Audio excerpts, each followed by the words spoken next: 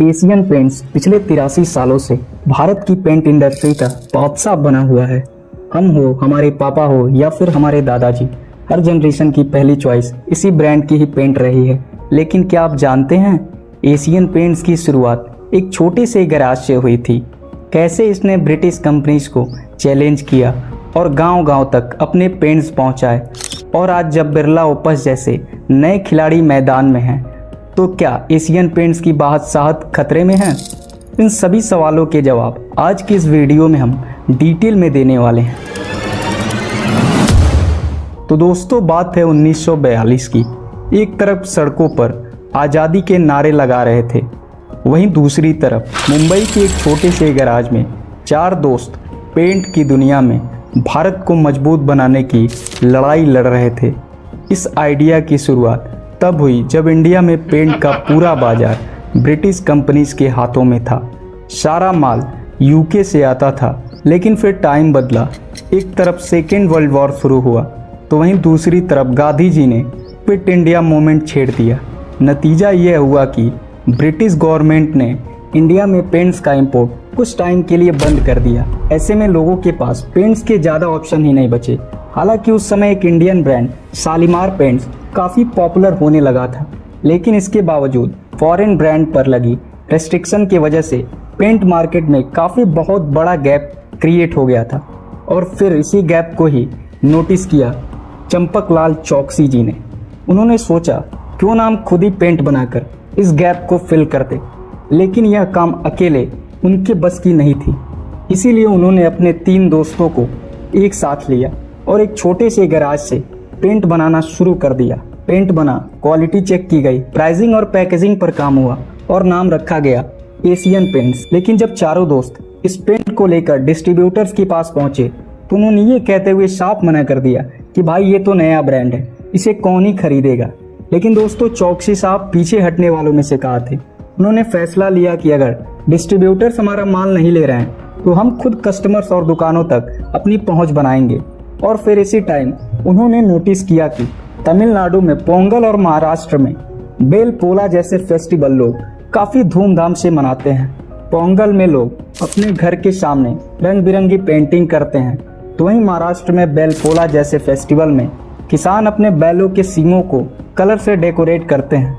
लेकिन दोनों ही फेस्टिवल में प्रॉब्लम ये थी कि इन कामों के लिए लोगों को जरूरत सिर्फ थोड़े से पेंट की थी, लेकिन मार्केट में पेंट सिर्फ बड़े टेंट के डिब्बे में ही मिलता था। ना कोई कंपनी छोटे पैक बनाती थी और ना ही किसी ने लोगों की ज़रूरतों को ठीक से समझा था। लेकिन दोस्तों, जहां औरों ने अपॉर्चुनिटी नहीं देखी, वहीं चौकसी जी ने देखा था। 1945 में उन्होंने 50 ml और 100 ml पेंट के मिनी पैक्स लॉन्च कर दिए, जिसने गांव में धूम मचा दी। अब लोगों को पेंट खरीदने के लिए ज़बरदस्ती बड़े डिब्बे नहीं लेने पड़ते थे। और फिर दोस्तों, इसी स्ट्रैटेजी से ही एशियन पेंट्स अपनी जर्नी में काफ़ी तेज़ी से आगे बढ़ने लगा। गांव से चलकर ये पेंट्स छोटे शहरों तक पहुंचे। घरों की चौखटें और मंदिरों की सीढ़ियों से लेकर इससे दुकानों की दीवारें कलर की जाने लगी। और फिर एक दिन ऐसा भी आया जब मेट्रो सिटीज़ की ऊंची इमारतों की दीवारों पर भी एशियन पेंट्स चमकने लगा। ऐसे में वो बड़े डिस्ट्रीब्यूटर्स जिन्होंने एशियन पेंट्स को लेने से साफ मना कर दिया था, वो खुद ही सामने से आकर ऑर्डर देने लगे। अब दोस्तों, सब कुछ बिल्कुल सही डायरेक्शन में जा रहा था। लेकिन 1950 के दौरान चौकसी जी ने देखा कि पेंट को लोग 2 ऑप्शन के बीच में फंसे हुए हैं। इनमें से एक था ड्राइव स्टैम्पर, जो सस्ता तो था, लेकिन उसमें से बदबू बहुत आती थी और थोड़े दिनों में ही यह दीवारों से झड़ने लगता था। वहीं दूसरी तरफ था प्लास्टिक इमल्सन, जो दिखने में शानदार था, टिकता भी खूब था, लेकिन उसकी कीमत इतनी ज़्यादा थी कि क्या आम आदमी के पहुंच से बाहर था। ऐसे में चौकसी जी ने सोचा कि आखिर आम इंसान करे तो क्या करे? क्या हमेशा वह बदबूदार ड्राइड स्टैम्पर के साथ ही समझौता करता रहेगा? जवाब था बिल्कुल नहीं। यानी कि ना क्वालिटी में समझौता किया जाए और ना ही दाम में बोझ बने। और दोस्तों, यही कंपनी ने एक ऐसा पेंट लॉन्च कर दिया जो कि इन दिनों के बीच में परफेक्ट बैलेंस था। नाम रखा गया ट्रैक्टर स्टैम्पर। यह हर एक कुछ इंडियन के लिए परफेक्ट सोल्यूशन था, जो अपने घर को संवारना तो चाहते थे, लेकिन बजट के अंदर। यही वजह थी कि लोगों ने इसे खुले दिल से अपनाया। डिमांड इतनी ज़्यादा बढ़ गई कि बहुत सारे दुकानों पर स्टॉक खत्म होने लगा। जहाँ बाकी कंपनीज के पेंट हफ्तों तक दुकानों की अलमारियों में पड़े रहते थे। वहीं ट्रैक्टर डिस्टेम्पर एक दिन में ही बिक जाता था और इस बढ़ते डिमांड का सीधा असर कंपनी की कमाई पर भी पड़ा और अगले 10 सालों में यानी 1952 तक एशियन पेंट्स का रेवेन्यू 23 करोड़ को टच कर गया, जो कि उस टाइम के हिसाब से बहुत बड़ी बात थी। इतनी बड़ी सफलता के बाद कंपनी ने सोचा अब हमें एक ऐसा चेहरा चाहिए जो कि हर घर में हमारी पहचान बना सके, यानी कि अब टाइम था ब्रांडिंग को एक नए लेवल पर ले जाने की। इसीलिए 1954 में उन्होंने एक बड़ा एडवर्टाइजिंग कैंपेन शुरू किया और इस कैंपेन का मकसद सिर्फ नया कस्टमर लाना नहीं था, बल्कि पुराने ग्राहकों को भी जोड़ कर रखना था। लेकिन यह करने के लिए कंपनी को कुछ ऐसा चाहिए था जो कि लोगों के दिलों को छू जाए, और इसके लिए उन्होंने कांटेक्ट किया उस टाइम के फेमस कार्टूनिस्ट आर.के. लक्ष्मण जी से। आर.के. लक्ष्मण ने एक ऐसा कैरेक्टर बनाया जो कि सिंपल भी था और यादगार भी। नाम रखा गया गट्टू। बेसिकली गट्टू एक नटखट बच्चा था, हाथ में पेंट, ब्रश और बाल्टी लिए हुए, बिखरे बाल और चेहरे पर मासूमी सी मुस्कुराहट थी। देखने में वह बिल्कुल देसी सा लगता था, ऐसा जैसे अपने पड़ोस का ही कोई बच्चा हो। गट्टू का नाम भी बहुत ही समझदारी से चुना गया था, क्योंकि नॉर्थ इंडिया में गट्टू एक आम निकनेम होता था। इसीलिए जैसे ही लोग इस कैरेक्टर को देखते उन्हें लगता कि यह हम में से ही एक है। लोगों से जुड़ाव और एक्साइटमेंट के लिए कंपनी ने एक ऐसा कॉन्टेस्ट भी रखा जिसमें यह बताना था कि इस कैरेक्टर का नाम क्या है, और इसका जो भी सही जवाब देता उसे 500 इनाम में दिया जाता। अब उस ज़माने में 500 रुपये की बड़ी वैल्यू थी, तो भला कौन ही इस कॉन्टेस्ट में पीछे रहता। यही वजह थी कि कॉन्टेस्ट में करीब 47,000 लोगों ने पार्टिसिपेट किया, जिनमें से सिर्फ 2 लोगों का ही सही जवाब था गट्टू। धीरे धीरे गट्टू सिर्फ कार्टून कैरेक्टर नहीं बल्कि एक आइकॉन बन गया। कंपनी ने गट्टू को ट्रैक्टर डिस्टेम्पर के लिए अपना मेन फेस बना दिया। साथ ही एक मज़ेदार टैगलाइन भी निकाली, don't lose your temper, use tractor distemper. यह टैगलाइन लोगों को काफ़ी कैची लगी थी। साथ ही इससे एक भरोसा भी बिल्ड हुआ कि पेंट सस्ता होने के साथ साथ टिकाऊ भी है। इस कैंपेन ने सेल्स को जैसे पंखी दे दिए। अगले 4 सालों में कंपनी की बिक्री 10 गुना तक बढ़ गई और डिमांड इतनी ज़्यादा हो गई कि एशियन पेंट्स को मुंबई के भांडुप में अपना पहला मैन्युफैक्चरिंग प्लांट खोलना पड़ा। और फिर 1967 में जब एशियन पेंट्स ने लॉन्च के 25 साल पूरे किए तो उन्होंने वह मुकाम हासिल कर लिया था जो कि हर कंपनी का सपना होता है। जी हाँ, इस साल एशियन पेंट्स इंडिया की नंबर 1 पेंट कंपनी बन गई। और सबसे खास बात थी कि आज पूरे 83 साल बाद भी एशियन पेंट्स उसी नंबर 1 पोजीशन पर ही कायम है। तो दोस्तों, सवाल उठता है कि आखिर एशियन पेंट्स ने ऐसा क्या किया जो कि बाकी दूसरी कंपनीज नहीं कर पाई। तो चलिए एक एक करके एशियन पेंट्स की शानदार स्ट्रैटेजी के बारे में जान लेते हैं। पहला है दोस्तों, इन्वेस्टमेंट इन टेक्नोलॉजी। एशियन पेंट्स को पहले ही पता चल जाता था कि अगले हफ्ते किस शहर में कौन सा रंग ज़्यादा बिकेगा या फिर कौन से साइज की पेंट की कैन की डिमांड आने वाली है। उस टाइम पर सभी कंपनीज डिमांड आने के बाद रिएक्ट करती थी, यानी पहले कस्टमर से पूछा जाता था कि उन्हें क्या चाहिए और फिर प्रोडक्ट भेजा जाता था। लेकिन एशियन पेंट्स ने ऐसा सिस्टम डेवलप कर लिया था जिससे पहले ही अनुमान लगा लिया जाता था कि इस सीजन में कौन सा प्रोडक्ट किस क्वांटिटी में कब डिलीवर करना है। इसी काम को ही करने के लिए उन्होंने उस समय का सबसे बोल्ड स्टेप उठाया था। साल था 1970 जब एशियन पेंट्स ने 8 करोड़ की भारी इन्वेस्टमेंट के साथ में एक सुपर कंप्यूटर खरीदा। इस मूव के साथ ही वह सुपर कंप्यूटर खरीदने वाली भारत की पहली प्राइवेट कंपनी भी बन गई थी। और दोस्तों, यह उस दौर की बात है जब देश की लीडिंग इंस्टीट्यूशन इसरो और IIT पवई के पास भी इस तरह का कंप्यूटर इंफ्रास्ट्रक्चर नहीं था। इतना ही नहीं दोस्तों, एशियन पेंट्स के बाद किसी दूसरे इंडियन प्राइवेट कंपनी को सुपर कंप्यूटर लाने में ही 22 साल लग गए थे। एशियन पेंट्स का यह सुपर कंप्यूटर वाला इन्वेस्टमेंट सिर्फ तेज कैलकुलेशन के लिए नहीं था, बल्कि उनका असली मकसद था बिजनेस डिसीजन को गट फीलिंग या अंदाजों से हटाकर पूरी तरह से डाटा ड्राइवन बनाना। कंपनी ने इस सिस्टम में लाखों कस्टमर की परचेज हिस्ट्री से लेकर उनकी seasonal choices, regional colour, trends और पैकेजिंग प्रेफरेंस तक का डिटेल डाटा फीड किया। और फिर धीरे धीरे सिस्टम इतना स्मार्ट और रिफाइंड हो गया कि इसे पहले ही पता चल जाता था कि पंजाब के फेस्टिवल सीजन में कौन से कलर की डिमांड बढ़ेगी, लगन वाले सीजन में कौन सा रंग जाएगा, या फिर साउथ इंडिया में कौन से महीने में छोटे पेंट के अंश की कितनी क्वांटिटी होनी चाहिए। मतलब कि अब एशियन पेंट्स को डिमांड का इंतजार करने की ज़रूरत नहीं थी और ना ही अंदाज़ा लगाकर काम करने की नीड, बल्कि डाटा की मदद से कंपनी सही समय पर सही फैसले लेती थी। और दोस्तों यही वह टर्निंग पॉइंट बना जिसने एशियन पेंट्स को सिर्फ एक पेंट मैन्युफैक्चरिंग नहीं बल्कि इंडिया की सबसे एडवांस टेक, इनवेल्ड और data driven supply chain company बना दिया। इसी तरह से एशियन पेंट्स की दूसरी स्ट्रैटेजी है middle man free model.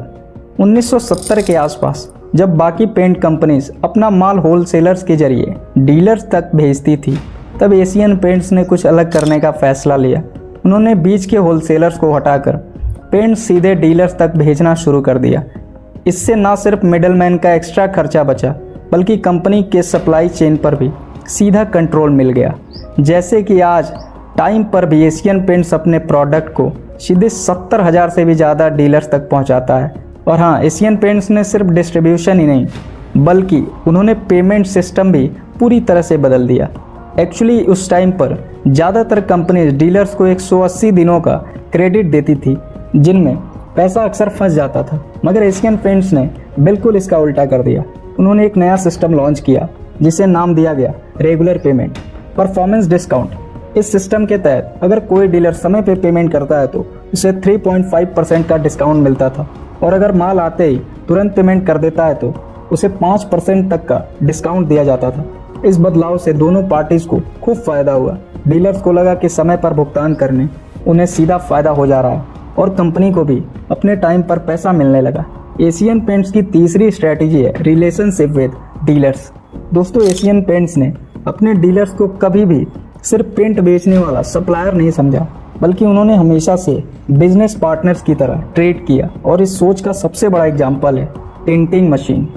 Dealers को इस मशीन को लीज पर लेना होता था और इसके लिए शुरुआत में ही कोई भी पैसा नहीं देना पड़ता था, जबकि बाकी कंपनी इसी मशीन के लिए डीलर्स से पहले ही पैसा ले लेती थी।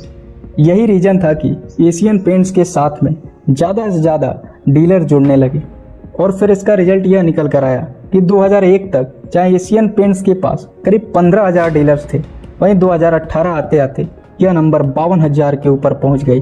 इसके अलावा टियर 1 शहरों में इनके पेंट्स की दिन में 2 से 4 बार डिलीवरी होती थी, और फिर टियर 4 टाउन्स में भी अगर आपने शाम को ऑर्डर किया है तो फिर अगले दोपहर तक आपकी दुकान पर पेंट पहुंच जाता था। आज की अगर बात करें तो एशियन पेंट्स इंडिया की सबसे बड़ी होम डेकोर कंपनी होने के साथ साथ एशिया की दूसरी सबसे बड़ी पेंट कंपनी भी है और दुनिया की टॉप 10 पेंट मैन्युफैक्चरर में यह 8वें नंबर पर आती है। एशियन पेंट्स ऐसी कंपनी है जो पिछले 60 सालों में 20% CAGR की रफ्तार से ग्रो कर रही है। मतलब कि इसका बिजनेस हर 3 साल में ही डबल हो जाता है। और हाँ, जहाँ एशियन पेंट्स के सबसे बड़े कॉम्पिटिट बर्गर का रेवेन्यू 11,554 करोड़ है और नैरोल कंपनी का 742 करोड़, वहीं अकेली एशियन पेंट्स का रेवेन्यू है 36,183 करोड़, जो कि उसके दोनों कॉम्पिटिटर्स के कंबाइंड रेवेन्यू से भी डबल है। लेकिन इतना सब कुछ हासिल करने के बाद भी पिछले 2 सालों में एशियन पेंट्स स्ट्रगल करता हुआ नजर आ रहा है और फाइनेंशियल ईयर 2025 के लास्ट प्रॉफिट भी 45% तक ड्रॉप हुआ है। यहाँ तक कि उसका मार्केट शेयर भी 59% से गिरकर 52% आ चुका है। और इसका रीजन है आदित्य बिरला ग्रुप की ओपस पेंट्स, जिसे कि इस ग्रुप की सब्सिडरी ग्रामस इंडस्ट्री ने फरवरी 2024 में लॉन्च किया था। और दोस्तों, लॉन्च होते ही इसने पूरे पेंट मार्केट में हलचल ही मचा दिया है, क्योंकि बिरला ओपस को 100 करोड़ के शुरुआती इन्वेस्टमेंट के साथ लाया गया था, जो कि इस इंडस्ट्री के लिए बहुत बड़ा अमाउंट था। यही वजह है कि सिर्फ 2 सालों के अंदर बिरला ओपस कैपेसिटी के मामले में देश की दूसरी सबसे बड़ी पेंट मैन्युफैक्चरिंग कंपनी बन चुकी है। लेकिन सवाल तो यह है कि इतनी जल्दी ओपस इस मार्केट को डोमिनेट कैसे करने लगा। असल में बिरला ओपस ने ग्राउंड लेवल पर बहुत स्मार्टली काम किया है। जैसे कि एशियन पेंट्स ने अपने डीलर्स को पेमेंट करने के लिए सिर्फ 5 दिनों का समय देता है, वहीं बिरला ओपस ने उन्हें 30 से 35 दिनों का क्रेडिट पीरियड दे रहा है। इसके अलावा यह डीलर्स को मार्जिन भी काफ़ी ज़्यादा ऑफर कर रहा है। साथ ही Birla Opus paints Asian Paints के मुकाबले 5 से 6% तक सस्ता भी है, जिससे कि आम कस्टमर भी इसी तरफ काफ़ी अट्रैक्ट हो रहा है। लेकिन दोस्तों इन सभी स्टेप्स को लेने के बाद से ग्रामस पर काफ़ी सारी मुसीबतें भी आनी शुरू हो गई हैं, क्योंकि ओपस की ग्रोथ के साथ साथ ग्रामस का डेप्ट लेवल भी बहुत ही तेज़ी से बढ़ रहा है। मार्च 2022 में इसका डेप्ट 74,549 करोड़ था, जो कि अब बढ़कर 1,37,100 करोड़ हो चुका है। इसका मतलब बिल्कुल साफ है कि बिरला ओपस इस समय कैश बर्न मोड में है। जो दोस्तों अब सवाल यह है कि क्या बिरला ओपस की तेज़ रफ्तार और एग्रेसिव स्ट्रैटेजी के सामने एशियन पेंट्स घुटने टेक देगी? आई थिंक बिल्कुल भी नहीं, क्योंकि एशियन पेंट्स सिर्फ एक पेंट कंपनी नहीं है, बल्कि एक ऐसा मजबूत सिस्टम है जिसे कि दशकों की मेहनत से खड़ा किया गया। इसका भरोसेमंद डीलरशिप नेटवर्क, कस्टमर प्रेफरेंस की समझ और तेज सप्लाई चेन इसे बाकियों से अलग बनाती है। और ऐसी पुरानी और मजबूत कंपनी को कोई भी नई कंपनी आसानी से पीछे नहीं कर सकती। सच तो ये है कि एशियन पेंट्स सिर्फ कंपटीटर्स पे ही ध्यान नहीं दे रहा है, बल्कि अपने पुराने सिस्टम को बेहतर बनाने के साथ साथ नए प्रोजेक्ट्स में भी जमकर इन्वेस्ट कर रहा है, ताकि आने वाले समय में उसकी पकड़ और भी ज़्यादा मजबूत हो जाए। जैसे कि कंपनी मध्य प्रदेश में 2000 करोड़ का इन्वेस्टमेंट करके एक नया वाटर बेस्ड पेंट का प्लांट बना रही है। पेंट प्रोडक्शन में ज़रूरी रॉ मटेरियल्स को बनाने के लिए गुजरात के दहेज में प्लांट खोला जा रहा है, और मैसूर प्लांट की कैपेसिटी को 2 गुना करने के लिए 1350 करोड़ का इन्वेस्टमेंट किए जाने के साथ ही इसी तरह के कई सारे बड़े स्टेप्स लिए जा रहे हैं। ऐसे में मेरा मानना यह है कि बिरला ओपस भले ही शॉर्ट टाइम के लिए एशियन पेंट्स को नुकसान पहुंचा रहा है, लेकिन लंबे समय में अभी भी एशियन पेंट्स मार्केट का किंग रहने वाला है।